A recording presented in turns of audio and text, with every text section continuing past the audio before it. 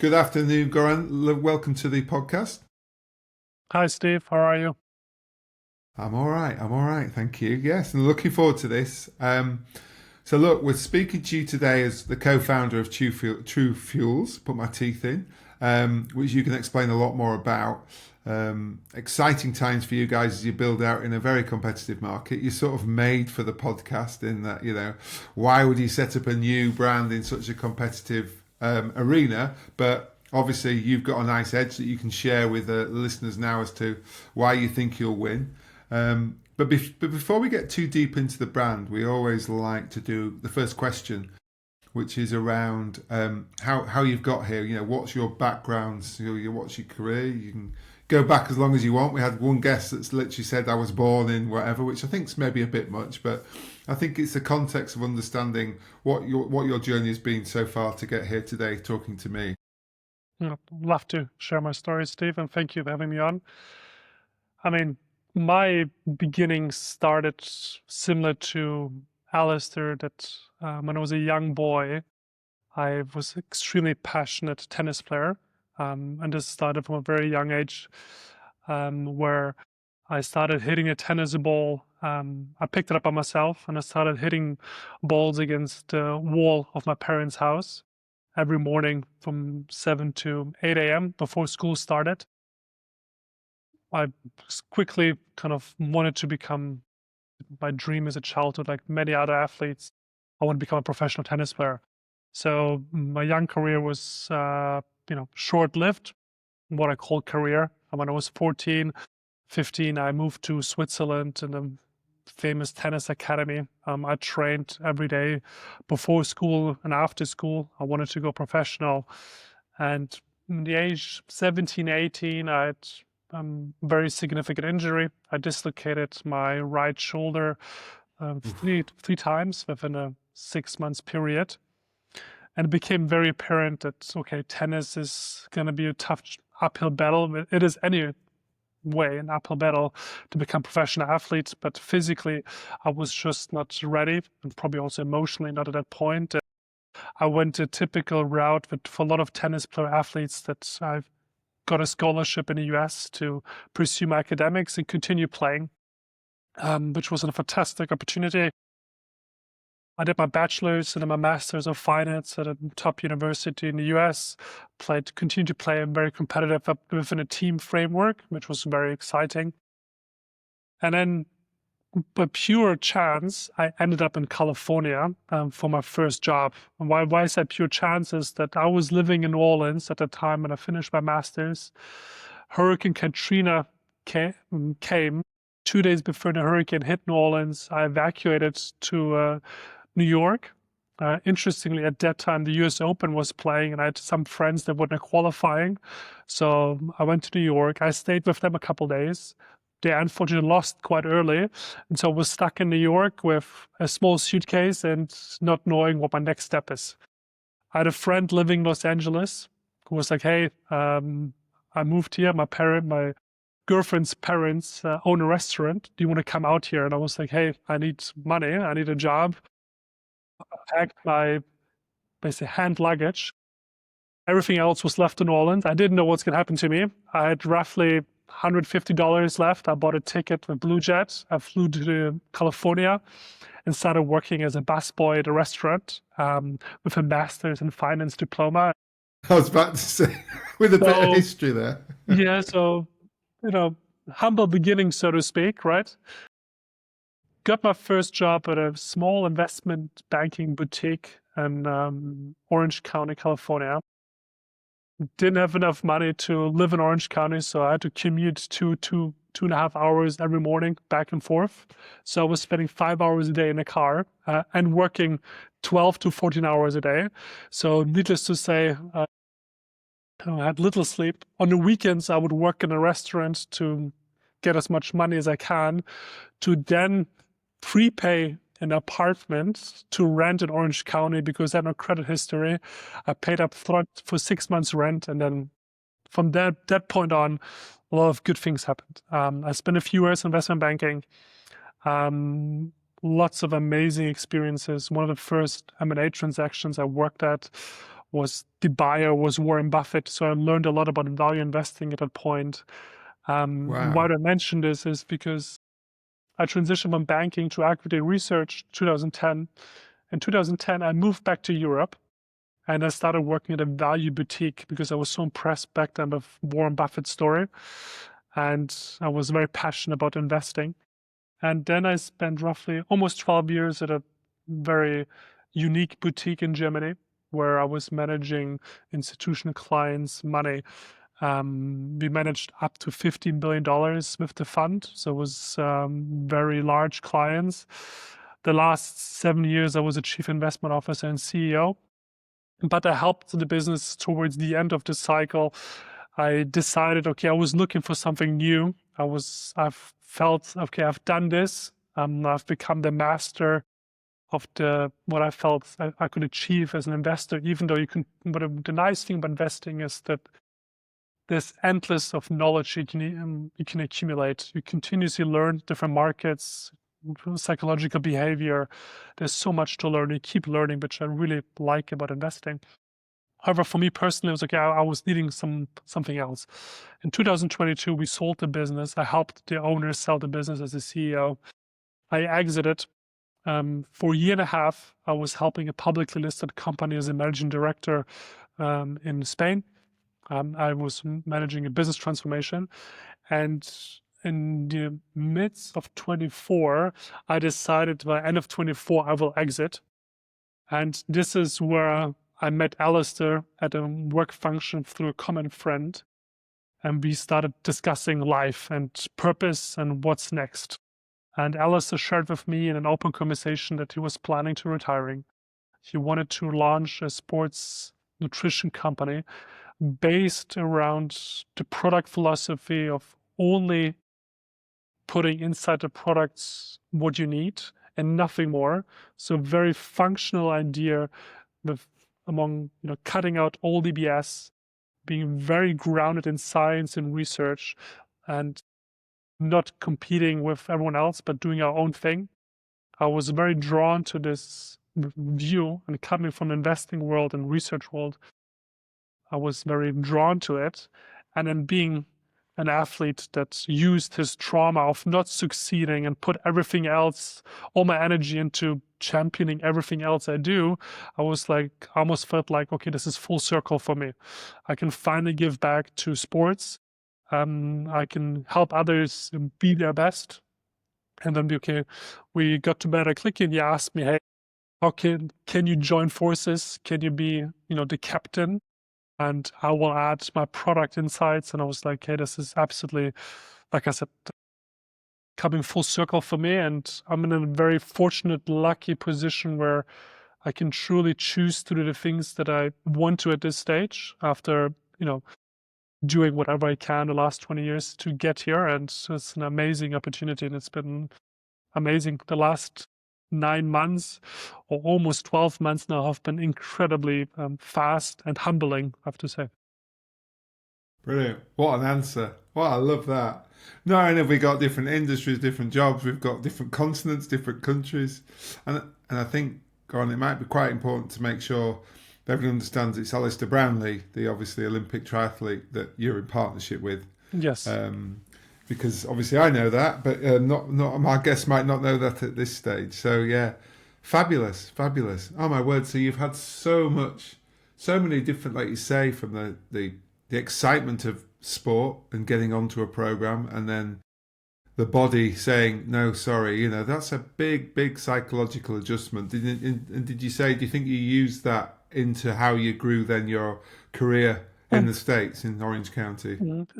Absolutely. I think when I speak to now people about athletes' journeys, and I think that we as society, we do such a poor job in helping young athletes that don't make it, because in the end, you're 18, 19, 20, you put your dreams, your passion into being something, and eventually the world tells you you're not good enough. And being able to emotionally be like living with this, hey, I'm just not good enough at this.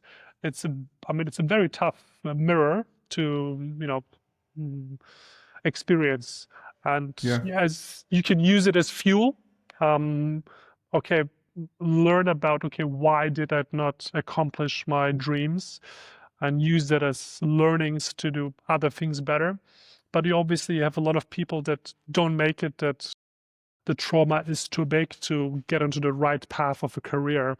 So you do see some athletes having, like myself, a very fortunate career and business to, and others don't. And I think that, helping people, and obviously emotional distress or depression, whatever you want to call it. But I think at a young age, you have to be a certain character of fighting through it.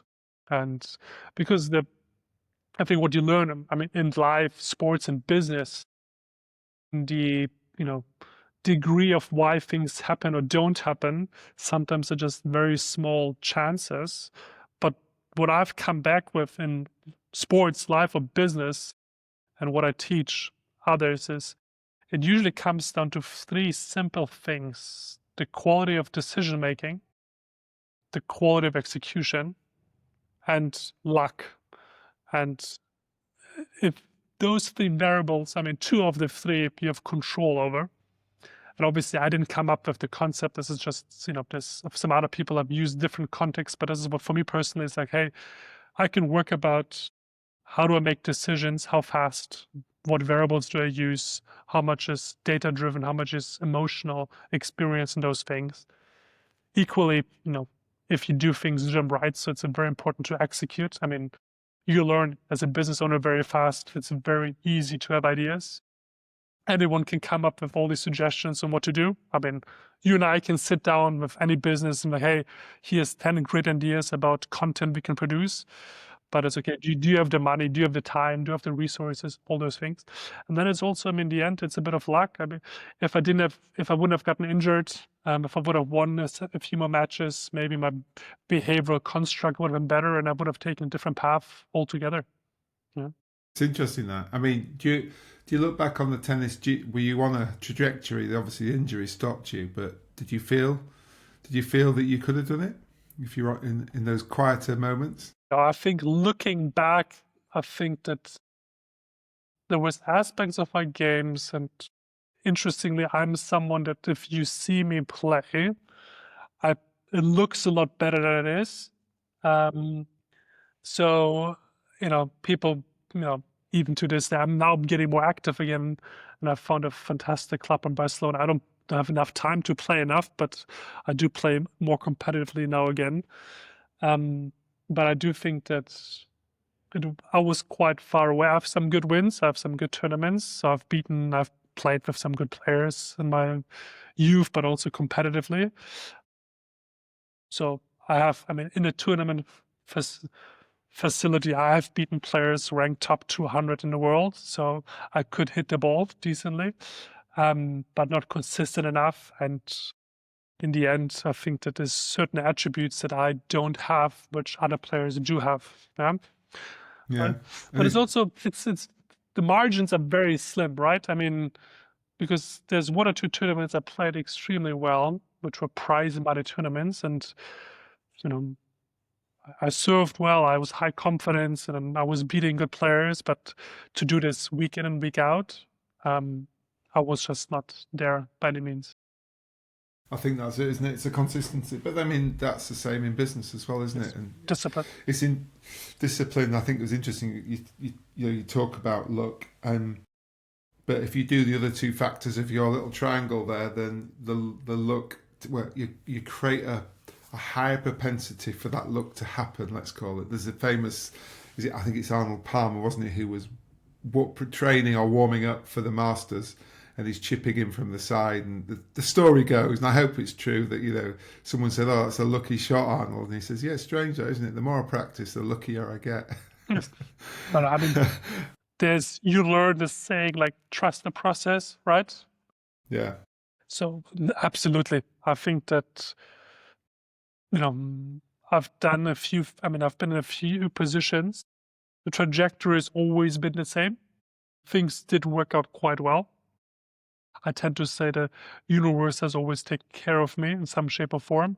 So there is a part of the momentum, the energy, the luck comes to those that are consistently enough taking the right decision and executing correctly or hard enough.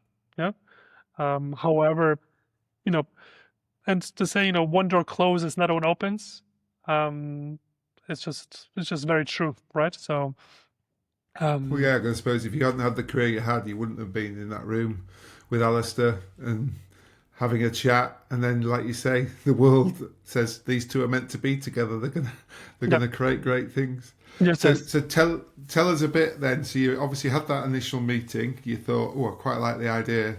That sounds like a bit of fun because you. So the reason that you fell into it was because you believed from what Alistair was describing to you that the product was something you talked about the research that you'd done in the past and investment, and it had substance and it had something that you could get behind. Absolutely. I mean, first, Alistair, what a intriguing personality. I've, met a lot of athletes, tennis players, basketball players through work, but also through work functions. And what an impressive individual from, I want to say, intellectual capacity. Extremely smart individual. And when he talks about nutrition and this discipline, and obviously has written several books and is giving speaking engagements, and he brings a lot of attributes to truefuels, but as a person, which are just very strong characteristics that anyone needs, right? And the way I look at it is sports nutrition obviously is a very competitive space. There's a lot of former athletes of a variety of sports that are getting into it, that are using their sheer social media platform to get audiences to buy in. We want to build functional products with only what you need. So ultimately solving for the utility function. If it is you need energy with our first product, you need energy. Okay, what are the least amount of ingredients that get you there to have the least impact on your digestive system? So avoiding the problems that everyone else has. How can we leave everything away you don't need? And what I tell people is, if I was in a market of building a sports car, who would I like to work with? Yeah? I would like to work with the Formula One driver, the person that's in testing nonstop, living on the edge. And these are when you think about performance nutrition and fueling, I mean, no other sport such as triathlon makes athletes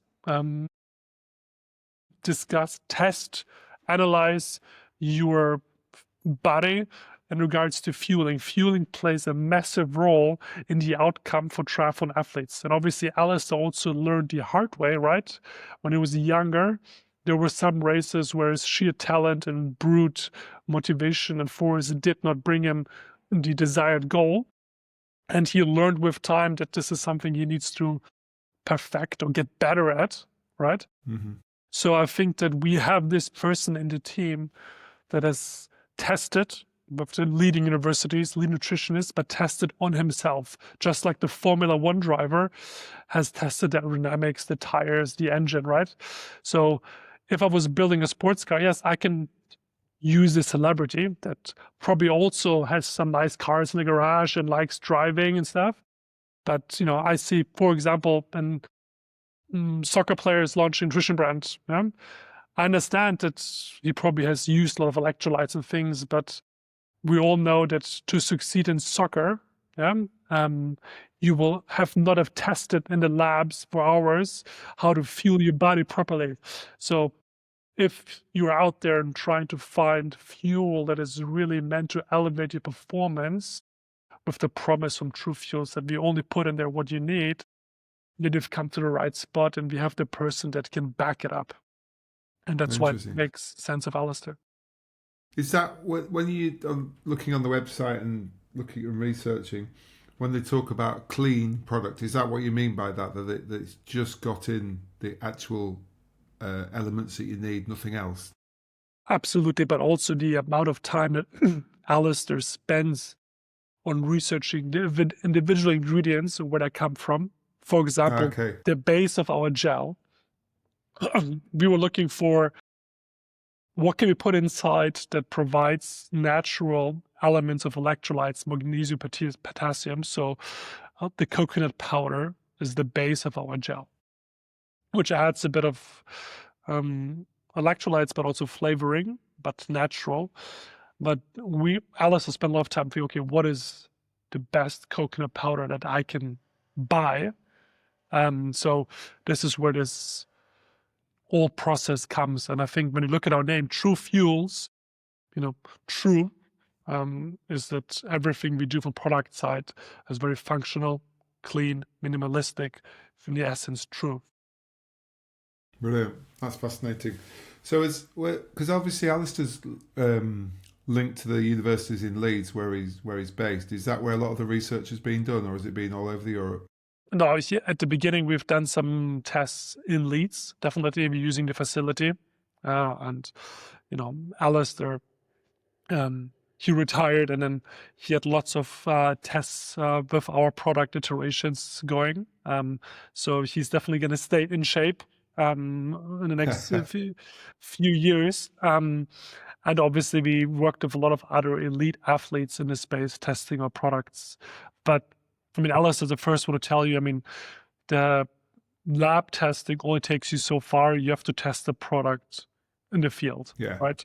Yeah. And, even looking at FTP results, if you're looking at athletes in the lab and then you see what they do on the track, it's just, there's a difference. We can't simulate the outdoors. I mean, Alistair, I assume, next to his brother or next to another person competing, will have a different output than Alistair in the lab. Yeah, I think that's interesting, isn't it? Like you say, when you start to in a lab, it's very controlled, whereas you've got the emotions of race and the stresses that are beyond just the physical exertion. Then understanding how these things perform. Absolutely. Yeah, that's interesting. So like you say, you've launched with the gels initially, and you've got a low and a high. Is it from a sodium salt point of view? Yes, salt level, yes. The two, yeah. And what's the relevance of the salt? Is that just to replace what's lost when you're naturally sort of sweating? Yes, absolutely. Our products from a simplicity of use, right? So the electrolytes, you have the 40 carb, which comes with a 1-to-1 glucose fructose ratio, which is important for you athletes to understand that there's a certain number of carbs you can oxidize or burn per hour, and there's certain ways of achieving this maximum. And we looked at, okay, what ratio of glucose and fructose is the best one to also have the least amount of impact on your GI distress, which is one of the common causes for athletes during the racing and fueling. And we've come up with this 1-to-1 ratio, and glucose fructose is the best one to achieve high energy absorption, steady energy release, but also having little impact on your GI distress. Now, equally important is that, but it is simplifying and making it easy for the user, is you need to also control your electrolyte intake. And obviously the key ingredient here is salt, right? So you need to control your electrolyte intake. And electrolytes is a funny thing that until you need it, you don't notice that you don't have it, and once you need it, it's too late for your body. So we're like, okay, let's always have a bit electrolytes, right? The 0.25 version, which, if you're exercising, the amount of sweat or the salt you're losing per sweat is significantly higher than you're putting back. But if you're doing the 10 session from a outdoor heat perspective, but also sweat perspective, obviously you have to use the higher salt version.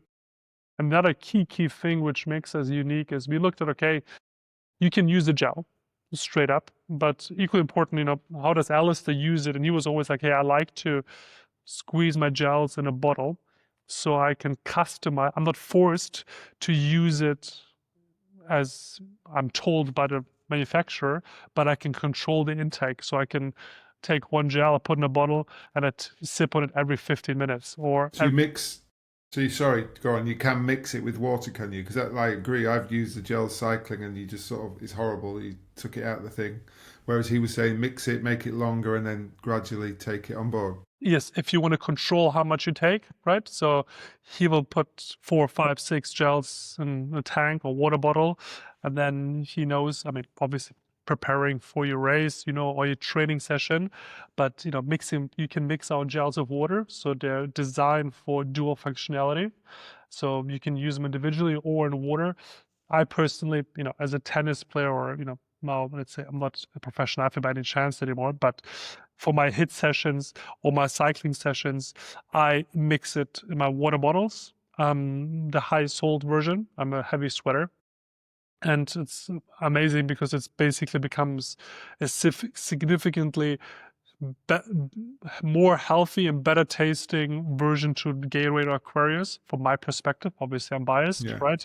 Yeah. But it's a very clean tasting, and I'm very proud of the product, and the reviews we've gotten from the users is fantastic. And so Alistair's done a fantastic job there in the team. That's brilliant, isn't it? I suppose it makes sense as well because there's lots of things about some of the gels and other brands affecting your digestive system, and your tummy's not used to it. Whereas if it's mixed with water and it's a longer drink, that makes absolute sense that you'll still get all the benefit with potentially not that physical hit in there. Exactly. So what's the plans then in terms of widening the range, or is that top secret? No, I think that we're in a process, and we have announced it to our community. We are in the midst of launching a new product the next coming weeks. So, we will share more details, but we are gonna, it was always a plan to broaden, giving a product out there next, which is a bit more broader from an audience perspective and gives additional flexibility for users to use, which is in the hydration, so electrolyte product, so that you can use, more on a training basis and stuff. Our product range will, every 2-3 months, we will bring a new product category. We will expand the portfolio. So there's definitely more on our horizon. Excellent. So look, we've covered a lot about the actual product. Let's talk about, if that's okay, Goran, about how you are going to take this to the market. There's lots of ways. You're not going to be outspending the big boys round one, nor should you. So I suppose in terms of how you're going to grow the brand, is it through, you mentioned communities there, and it's a big area for this sort of product where they look to find and engage into existing sort of people who are already fascinated about what you're producing. Is that one of the plans? Yes, I think the first product, what we have done, we wanted to be in a very small market, so very target audience, what we called elite athlete. Yeah, and we defined elite not in terms of your speed or your performance, but in terms of your dedication to the sport, right? So for me, if you're somebody that has a full-time job, but you're spending 20 hours a week training, yeah, I mean, this is a pretty obsessive thing to do because we have, so This is why I've not heard of it. yeah, so then you are elite. So for us, those people that really use a lot of nutrition, they need it in their training, and that also take races, right? So they perform very focused on endurance, triathlon, and running. And do we have a right to continue playing? I've heard one famous CEO, like 10, 15 years, talk about building a business a bit like pinball. Yeah, you've thrown the first ball, you make it work, and then it gives you the right to play. And for us, we have shown the first product with a nice recurring base already. We are continuously adding more new customers, and we've partnered with a few very focused partners in our target audience. Our primary market is the UK. We've also partnered up with distributors to get the product into more retail stores, to get more people acquainted with the brand. And we are in a process of expanding continents to Australia and South America with key partners, which it's a distributor contract, but it's a partnership where we are building together a clear path when it comes to activating the right athletes, the right ambassadors, the right retail stores, the right events. So there's a lot of work on how to champion a market. So we're going to duplicate what we did in the UK in different markets. And then obviously, once we are in the UK at a decent audience, we will replicate this process across Europe and multiple countries. That's fascinating. I think you're right, isn't it? It's about like really understand it, and if something works, it'll work in other markets because it's the psyche of the person, not really the culture, is it? Or the different, you know, 'cause sometimes we'll say, "Oh, well, Americans behave very different to the British." No, it's not. You're tapping into a psyche of an athlete who is, you know, what drives them from your background, from obviously Alistair's background, and then suddenly that sort of is irrelevant of race, language, or anything, culture, isn't it? Yeah, I mean, there is different consumer behavior, right? So, Yeah, for example, a German customer, I was born in Germany, I worked in Germany for a long time, but the German customer is notorious for it's more difficult to win as a customer, but once you win them, they're also more loyal, right? yeah, okay, So there's the US, for example, obviously to acquire customers also very expensive, but it's also the market where you're continuously competing. Everyone is competing for customers all the time. So unless you have big pockets, it's going to be very difficult to compete in the US market on a scale level.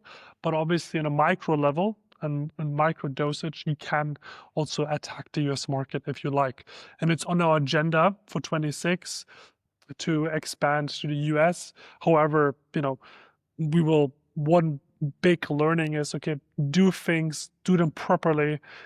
There is plenty ideas and things we could do, but if you do the basics good on the UK market, and if it works, then there's always time. that's fascinating. So in terms of, you obviously spoke about, let's say, certain products will use either fame or by someone's name to put against it. You know, somebody that people may be a shortcut to suggest the provenance of the brand, so to speak. Obviously, Alistair's completely tied up in this, and it's his baby with your help. How are you going to utilise that without it looking like you've just paid him to go, "Hi, I like this," you know? You know, the classic old advertising Yeah. model of just hiring a face Yeah. to get the brand aware. Yeah. I mean, obviously it's always a topic like, do you have a licensing agreement, right? Like the other sports brand with the athlete. Yeah.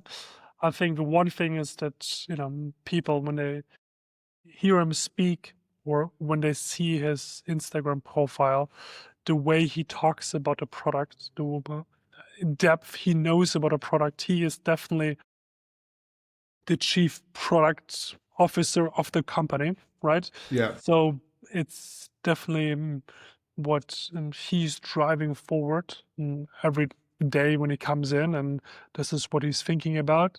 So we are obviously leveraging to some extent Alistair's brand, but we're doing it in a quite controlled way because the brand is meant to be, I don't want to say bigger, but broader than Alistair. In the end, we're building a brand, a performance nutrition company.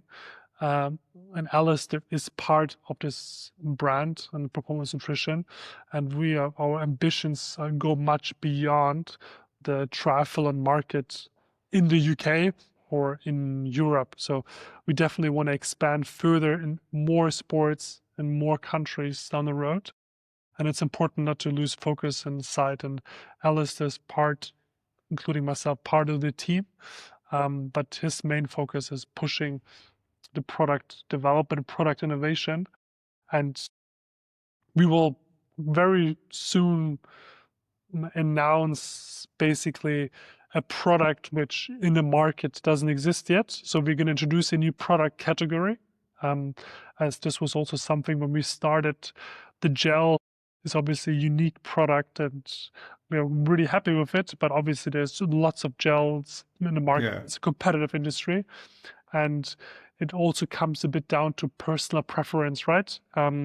Morton has a great product, Precision Fuel has a great product. One is a bit sweeter, one is about thicker. Ours has more functionality, the other one has more this. So it's about personal preference. But we are going to introduce products that don't exist yet, that bring uniqueness, which obviously is our ambition. Like I said at the beginning, if we do it, we're going to do it properly, with, global vision, but with a very local focused process. Yeah, that's really exciting, isn't it? Yeah, I'm trying to think what it could be, but anyway, you're well ahead of me on that one. But it is interesting, yeah, because obviously I live up in Yorkshire, where Alistair's from. He's a bit of a superstar around here, superstar in Great Britain in terms of the Olympic performance with him. And I fact that there were two brothers, with Johnny as well. It made such a wonderful story, but I'm sure that brand doesn't stretch into every market as strongly. So, but it's interesting, isn't it? Let's talk about it from the marketing point of view. In your story, he really gives you the why you're doing it. So when people understand why should I choose this product, and you've got that level of credibility behind it, and when you start digging to find out more, it's I suppose it then gives you that right to create new products, to go into new markets, doesn't it, into different sectors? Exactly. I mean, the depth of his knowledge of testing himself, working with nutrition experts, but also failing based on nutrition, right? I mean, to really, some events coming up short due to not fueling optimal or other adverse conditions. I mean, this is obviously, and then obviously his accomplishments, which are absolutely astonishing in his arena. So 100%, this gives us the right to play and have a strong opinion on how people should be fueling their body to getting to the next level. And this is what truefuels, true and fuel and is all about, that, helping others be your best, helping others to giving you only what you need. And I think this is kind of like a unique proposition. Brilliant. It's lovely. I mean, it all works, doesn't it, when you hear it described like that? And it's just a case of now making sure you find ways to tell that story for people to get involved with the brand, to understand the difference it can make to you. Because, like you say, there's so many buzzwords and so many ways of delivering this that sometimes it can just be a bit too daunting that customers switch down, which is, a lot of why brands in this market use famous faces, because they go, oh, if it's good enough for Ronaldo, that'll be good enough for me. Quite a scary concept, but that's how the world works, isn't it? That we're all in. So absolutely. I mean, this is, for better or worse, how the consumer market works, right?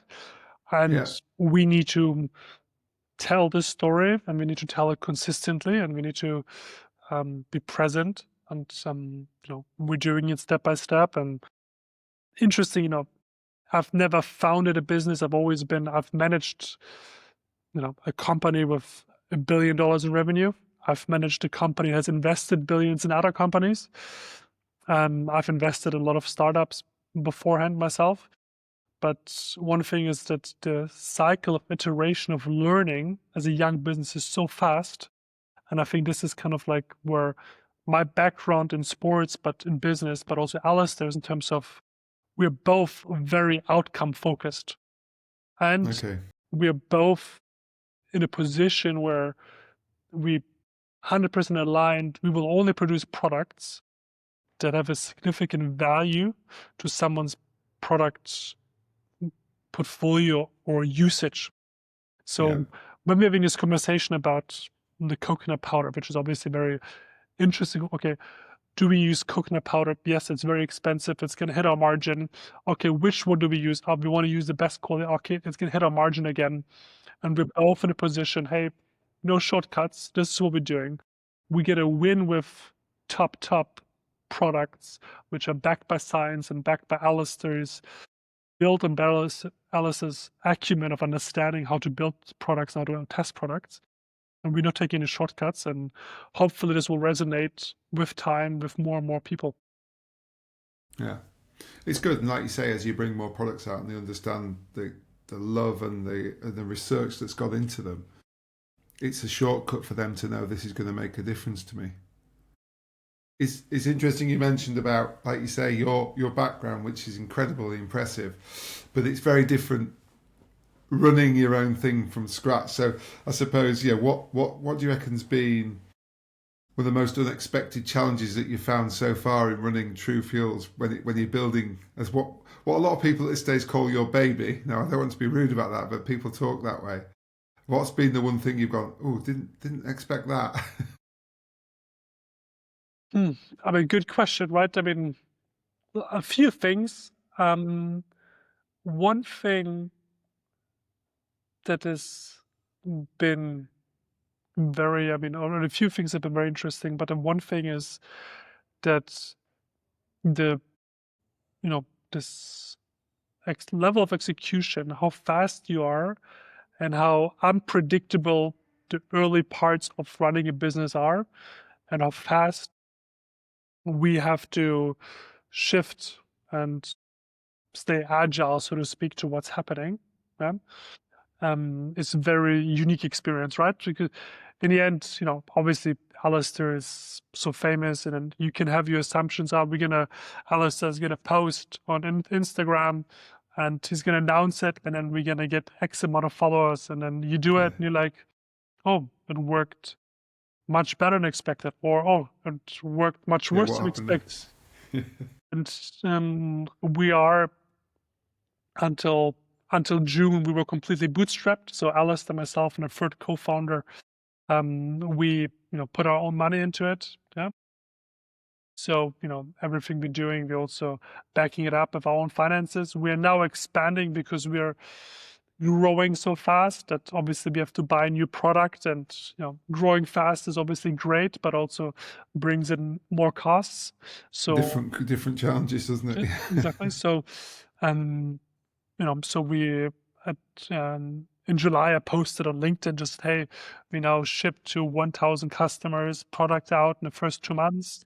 This was way faster than we expected. But I think the one thing is, like I said, how fast you get feedback. So I used to love that saying of Mike Tyson, right? And I think everyone has a plan until they get punched in the face. Yeah. And being a small business with little resources, this is a much stronger reality, right? But than any other. But I suppose the highs are very high, though, aren't they? When it's yours, and you've got a passion behind what you're doing. Yeah, I'm 100% right. You have a clear purpose, and obviously it's grounded on giving something to people where we truly believe that it's for the community, for the audience, something very useful and better than what's out there, that we are creating a movement, a change towards cleaner, better product, more functional products. And this topic of staying fitter, younger, healthier, I mean, it's a holistic problem we're trying to solve. Like, I mean, since COVID, you can make an argument that the level of depression has been increasing, right? And Yes. we all know the best medicine for us to stay healthy is being active. I mean, there's nothing better you can do physically or mentally than being active.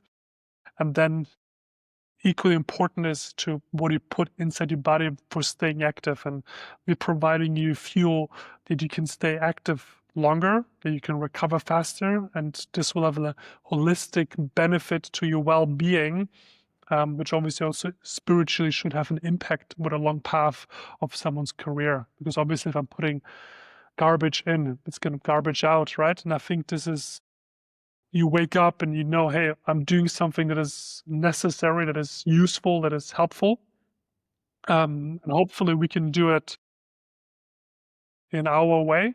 We think obviously we have a right to play with the things, I mentioned, and it is, yes, the highs are definitely higher, but you also, when Alistair and myself, we talk about it, but you don't let the highs and lows have too much of an impact on us anymore. We've been around the block, so to speak, right? I've seen, I've the portfolio of my clients went down a few billions during COVID. And this felt like drinking acid, right? So I've had lots of intense negative experiences and intense positive experiences. So as we get older, right, you tend to understand that it's always sunny, but it's also always rains. I mean, things, it never stays sunny, it never rains forever. 100%. But sometimes, like you say, when you're in the eye of that storm, it's not so much fun, but you realise it will go.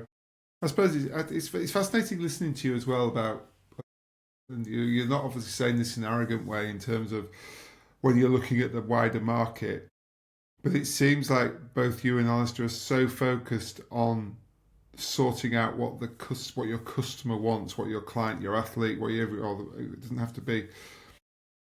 It's going to help you win, because I think sometimes people enter into a market, they look around, they see that they're a competition, and all they do is try and beat them rather than be themselves and actually say, right, what does the end user want? How are we going to win? And it's so interesting listening to hearing that. I've been very lucky to work with lots of different brands and different owners, and I think you've just got this lovely view, which is really healthy. Because if you concentrate on the opposition, all you're trying to do is beat them, not actually be something. I mean, like we tell the team, right? Try to control the controllables, right? Yeah. And Yeah. I mean, if you travel as a tennis player, right? I mean, or basketball player, I mean, whatever sport. Sometimes, I mean, as a tennis player, what is amazing about the sport is the feedback is instantaneous. You hit the ball out, you have to do something different. Yeah. But you're playing against someone, so you also have the scenario of complexity that the other player is just better than you are at a day, or it doesn't fit your style of play, and so forth. And so you keep having to adjust. And I think 100% we want to focus on our strengths. We want to stick to our product philosophy, and we have a clear research process which is applied to every product the same way. So we're creating a process that makes it repeatable to create hopefully great products. And like you said, it's all about the customer. So what we do continuously, and this is on my shoulders, I reach out to our customers continuously, and I'm having continuous conversations with our customers. We're taking time to speak to them and understand. And you also learn that some customers simply get back to you with the product was horrible. I didn't like the flavor. And then even though I write the email to 50 customers and then 40 write back, I love the taste. The one person writes you back and like, okay, you learn to accept that you can't make everyone happy, but you think about it, okay, how can I get better? How can I use this? Or what did I like about the sachet of the gel, about the packaging and all those things? And we're very open. We understand. We are at the beginning of our journey. We are going to reorder the gels soon, and we are going to make improvements to the sachet already. So, the cycle of getting better, of continuous improvement as an athlete, as a person, as a business. I'm going to say, you have to practice what you preach, don't you? Yeah, it never stops. Yeah. And this is the funny thing when I'm working with a young team, as you get older, you learn that it's much easier to accept that you're always learning, kind of like you never stop.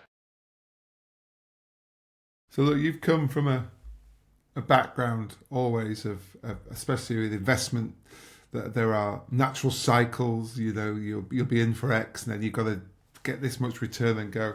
What have you got any idea of if you and Alistair and your other founder said this is what success looks like, or is this is an evolving journey that's going to keep you going for a few years?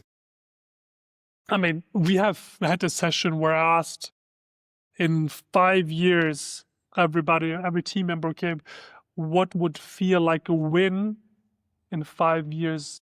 And everyone shared his view and story, and everyone different. You can how many countries you are selling, how many customers you have, how many products, all those things. And, for me, I can share it, openly, transparently. I was like, if we achieve that someone, I had this image in my head that if it's a runner, or a cyclist or tennis player, and you're having a hard time, and particularly you're doing something where you're alone, yeah, and you're using the product, and by using the product, you have some sense of community and movement, and you're feeling better about whatever you're doing, we have done something right. And everything else is for me secondary, because, this is kind of like my personal, okay, this would make me proud. If our product has really uplifted an individual, obviously more than just one person, then in some shape or form, we have done our job correctly. And if this is done from a customer perspective, everything else will follow without a problem. Yeah. And I think this is, when we get up in the morning, we need to kind of get there, and we need to get there right to be that brand.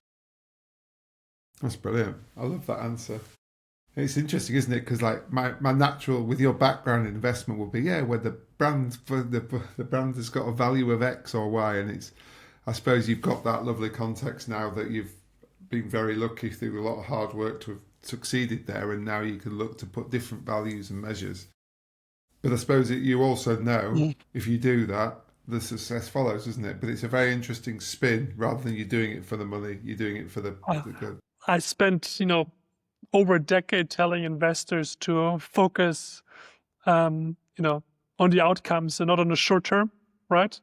If you're investing in a good company with good fundamentals and you wait, Warren Buffett, results will follow.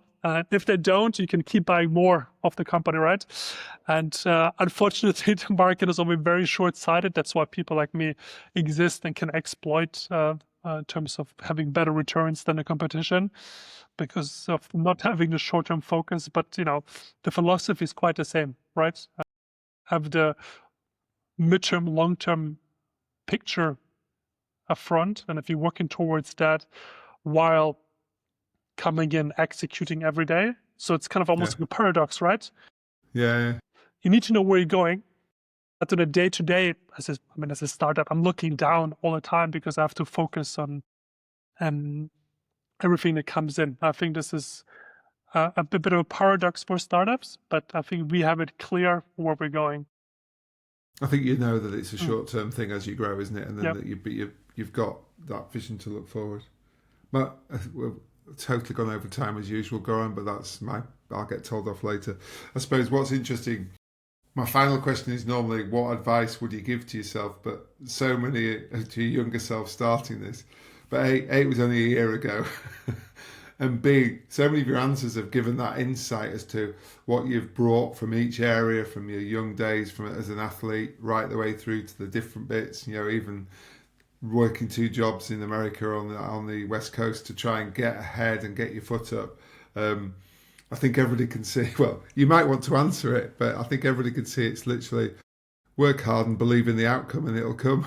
But Absolutely, I think this is the key thing, right? Because the journey, right? We always say, life is suffering in the name of Buddha, but that part of the journey, like, just believe in the process and don't take the challenging times as too hard on yourself. Things will come as long as you keep working at it.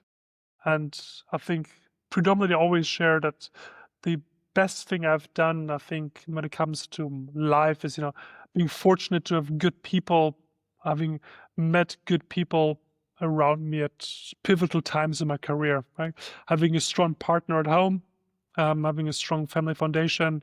Then with Alistair, the same thing, having a partner that intellectually, but also from what he stands for as a human is very strong. So we're both no sacrificing on either front. And I think, fighting for those qualities and partnering up with people that have the right compass in the mid to long term have such a huge benefit, even if in the short term we can have quicker wins. That's brilliant. What a great answer. And so true. And so true. Goran, we'll leave it there. Thank you so much for your time. I think we need part two in about 18 months Yes. when you've got this new wonder product out there, and you've taken over a few more countries. But best of luck with it. It sounds a wonderful thing, and I'll encourage everybody to go and look up truefuels. We'll put all the links on the bottom of the podcast. So thank you very much for giving us your time. Thank you, Steve. Pleasure to be here.